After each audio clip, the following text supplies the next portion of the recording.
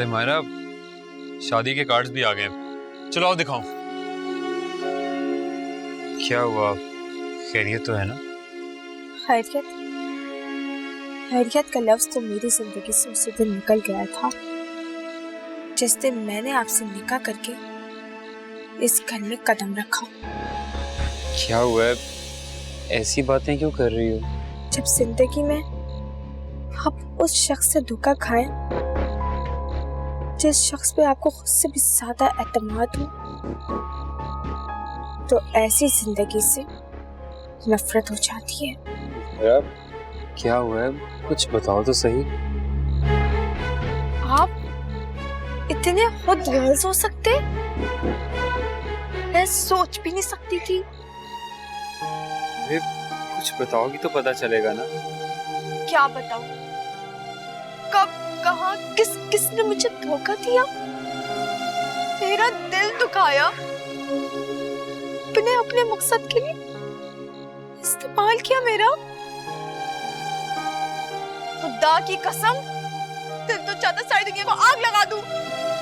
अम्मी और आपा ने कुछ कहा, मैं पूछता हूं उन्हें। उनसे पूछने से पहले अपने गिरेबान में झांक लीजिएगा,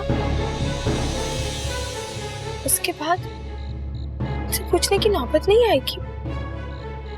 मायरा, नाम भी मत ले मेरा, और ना ही मुझसे बात करने की कोशिश करिएगा। मैं चुप हूँ, मुझे चुप रहने दे।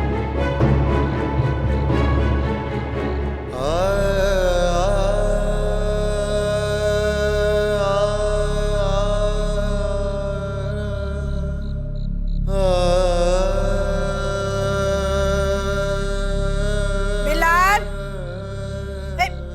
बिलाल, तू यहाँ खड़ा है, मैं पूरे घर में तुझे ढूंढती फिर रही हूँ। वो शादी के कार्ड्स का क्या हुआ, तूने बताया ही नहीं। जी मैं ले आया हूँ आज, वो कल बांट भी आऊंगा सब जगह। अच्छा, और वो फर्नीचर का क्या हुआ? वो भी कल पॉलिश हो जाएगा। चलो शुक्र है अल्लाह का, 2-4 दिन में ना सारे काम निबट जाएंगे। अम्मी, घर में कोई बात हुई है क्या? घर में? नहीं तो, क्यों? मायरा बहुत गुस्से में है, अजीब तरह से बात कर रही थी मुझसे। अच्छा, कमाल है, घर में तो ऐसी कोई बात नहीं हुई। हाँ, वो जब मैं कैसे आई थी ना, तो उसका मूड बड़ा खराब था, खफा खफा सी लग रही थी। अरे तूने पूछना था ना क्या बात हुई है। मैंने तो पूछा था, लेकिन वो तो ढंग से बात ही नहीं कर रही मुझसे। अच्छा, चल मैं हिना को कहती हूँ, वो उससे बात कर लेगी। नहीं नहीं, हिना आपा से ना कहिएगा, मैं खुद ही पूछ लूंगा। ठीक है, जैसे तेरी मर्जी। आकर खाना खा ले, मैं गर्म करने लगी हूँ।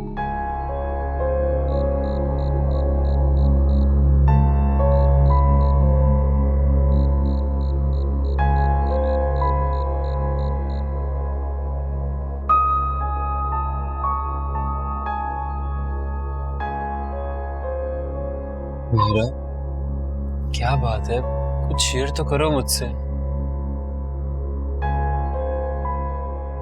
आपने क्या सोचा था? आप मुझे बेवकूफ बनाते रहेंगे और मैं बनती रहूंगी? अरे मैं क्यों करूंगा भला ऐसा? शादी के दिन से लेकर आज तक आपने यही तो किया है। यकीन माने, अगर मेरे भाई की खुशियों का सवाल ना होता ना, तो कब का इस घर को छोड़कर चली गई होती। आखिर मैंने किया क्या है ऐसा? क्या किया है? आपने भी रिवायती मर्दों की तरह एक औरत के कंधे पे बंदूक रखकर चलाने की कोशिश की। आपको भी किसी औरत के जज्बात से ज्यादा अपनी मर्दानगी अजीज थी, है ना? मायरा, ये क्या कह रही हो तुम? ये सब आपने मुझे कहने पर मजबूर किया। एक ऐसे ना करता जबकि मुझे सजा दी जिसमें मेरा कोई कसूर ही नहीं था। माफ नहीं करूंगी मैं आपको कभी भी। मुझे लगता है तुम्हें जरूर कोई गलत फहमी हुई है। मुझे जो गलत फहमी होनी थी हो गई, अब आप अपनी खुशफहमी से जल्द पर्दा चाक कर लें और प्लीज बार बार पूछ के मुझे परेशान मत करें। कहीं ऐसा ना हो मेरे सब्र का पैमाना छलक जाए।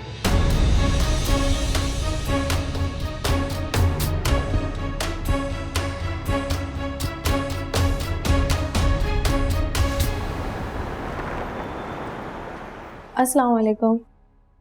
वालेकुम अस्सलाम। अच्छा हुआ तुम आ गई मायरा, मैं भी तुम्हें फोन करने ही वाली थी बेटा। मैंने आपको कहा तो था कि अब मैं रोज आ जाऊंगी। वो तो ठीक है बेटा, लेकिन तुम्हारे अपने घर में शादी है और तुम हीरा की इकलौती भाभी हो। वो तो अच्छा हुआ कि तुम्हारी फूफो ने एतराज नहीं किया। उनकी टेंशन आप मत लें, वो अपना हिसाब किताब देखकर ही दूसरे पे एतराज करती हैं और अब मुझे नहीं लगता कि अब वो मुझ पे एतराज करेंगी, इतनी जरूरत नहीं। खैरियत तो है मायरा? तुम किस लहजे में बात कर रही हो? पहली बार तो ऊंट पहाड़ के नीचे आया है। अरे ये तुम मेरी सास को ऊँट कह रही हो? आपकी सास से पहले वो मेरी सास है। अरे भाई मैं तो मजाक कर रहा हूँ, तुम तो खामखा ओवर रिएक्ट कर रही हो। खैर तो है ना? खैर ही है। अच्छा अम्मी मैं चलता हूँ। हाँ बेटा जाओ।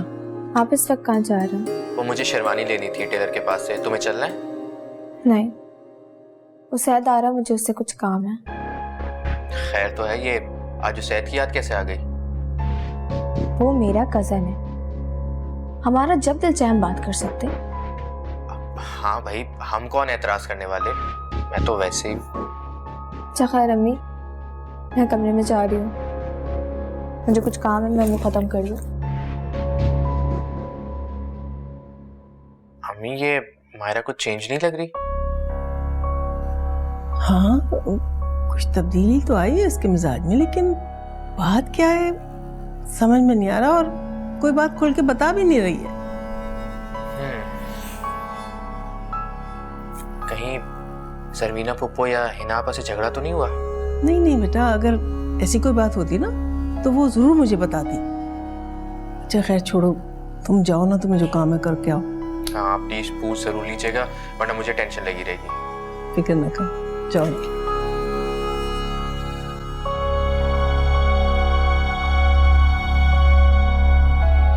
फिर क्या सोचा तुमने? अब सोचने को रहा ही क्या है।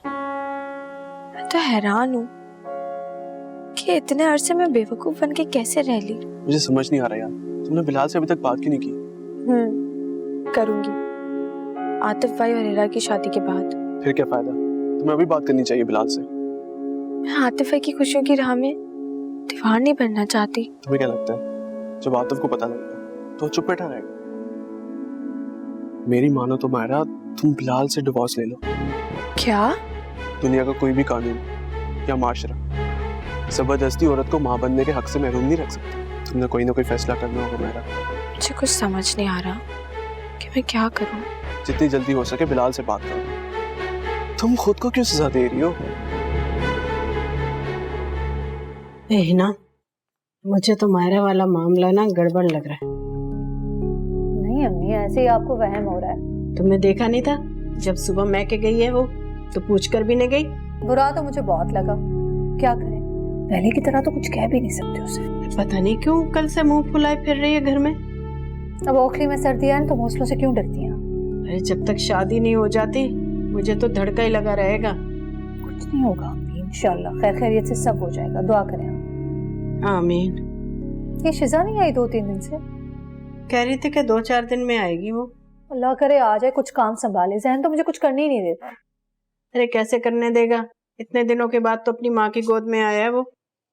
कसम से शाहिद की दूसरी बीवी ने मेरे बच्चे का हशर नशर कर दिया। अरे सौतेली माँ तो फिर सौतेली होती है ना, किसी पराये की औलाद को कौन पालता है दिल से। सही कह रही है। कौन आ गया इस वक्त? मेरा ख्याल है मायरा होगी। मायरा तो रात को आएगी। तो फिर शिजा होगी ना, जा कर देख। शिजा होगी, सही कह रही हैं आप, शिजा आ गई।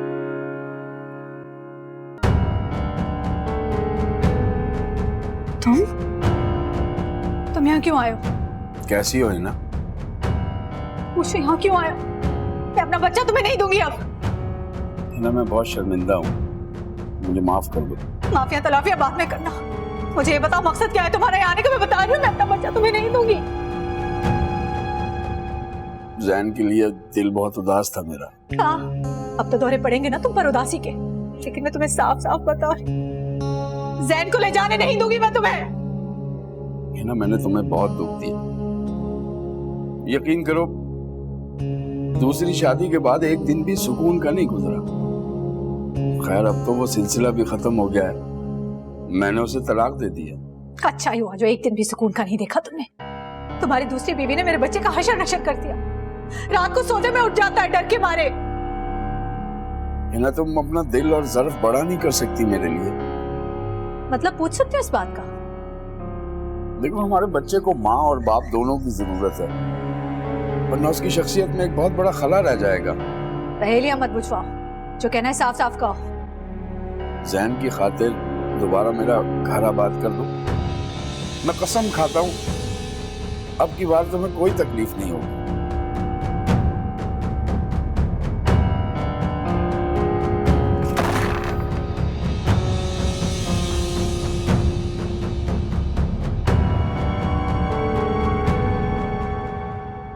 पापा, आप समझने की कोशिश करें, अभी वो लोग खुद मिन्नतें कर रहे हैं आपकी। मैंने कहा है कि मेरी मिन्नतें करो। हिना, तेरे तो दिमाग में ना भूसा भरा है और कुछ नहीं है। वो सोने का भी बनकर आ जाए ना अम्मी, तो मुझे उस पर एतबार नहीं आएगा। ठीक है, तो बैठी रहना सारी जिंदगी दूसरों के दर पर। अभी मायरा कुछ बता के गई है कि आज वापस आएगी या वही रहेगी?